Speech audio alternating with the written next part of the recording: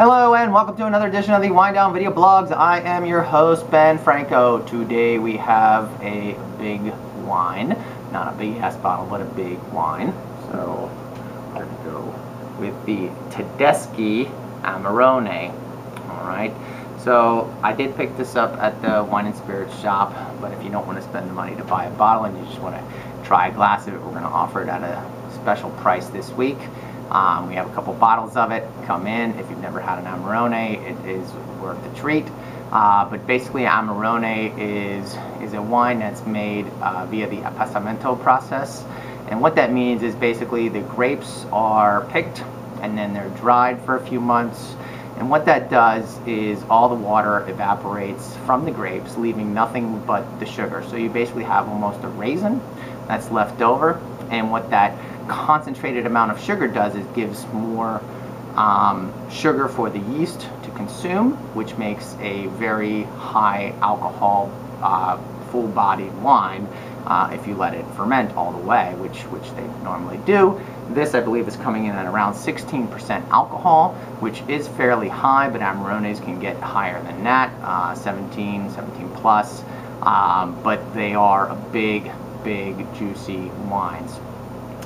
So we're going to give this wine a little go round and we'll see what happens. But the primary grapes of Amarone normally are Corvina, Monderella, and Rondinella. Molinara, sorry, I always get that confused. But this wine just has the Corvina and Corvinone, and then it has the Rondinella, and then it has about 4 or 5 other varietals that they use sparingly with it. But the core grapes in this are the Corvina, Corvinone, and the Rondinella.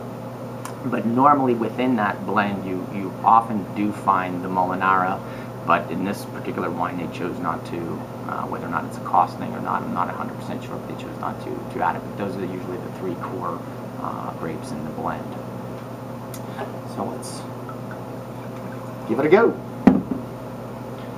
So let's take a look at that color first off. I'm going to bring my paper in front of here. Yeah, you can't see your fingers through this at all. This is a really dark wine. Really inky purple. You know, you can almost, you know, I can see the alcohol coming down off my wine.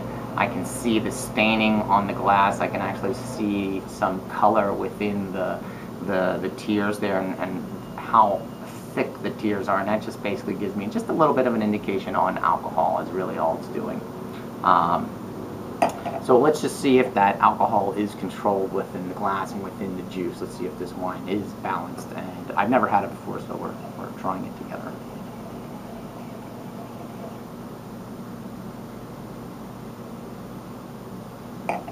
I did have this wine open for about an hour, just kind of airing out, so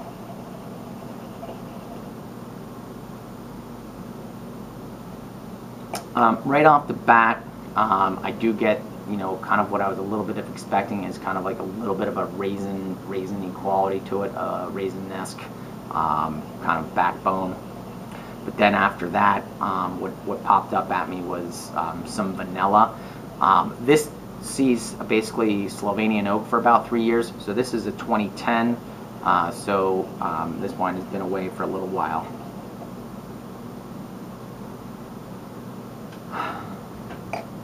Really dark fruits here, kind of showing through. I'm struggling to find the actual fruit though.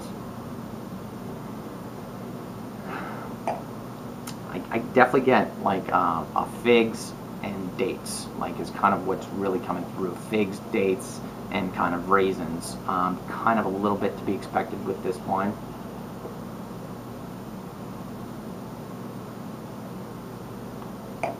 There is a little sour cherry component going on down towards the bottom, and like a little bit of like kind of like a smoky chocolate.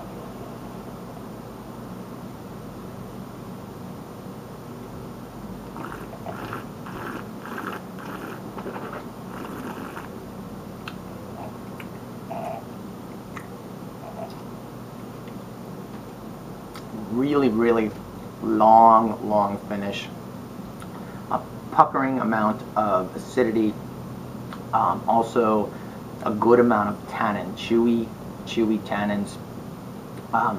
Do you have to have food with this? No, I'm enjoying it just as it is, but would it be nicer with a little bit of cheese? Yes. There is that sour cherry component I spoke of in the nose is definitely coming through on the palate. Those raisins, those dates, and those figs are definitely also coming through on the palate. So it's kind of interesting. The sour cherry component gives me that fresh acidity, and then there's that balance with the figs, dates, and the raisins.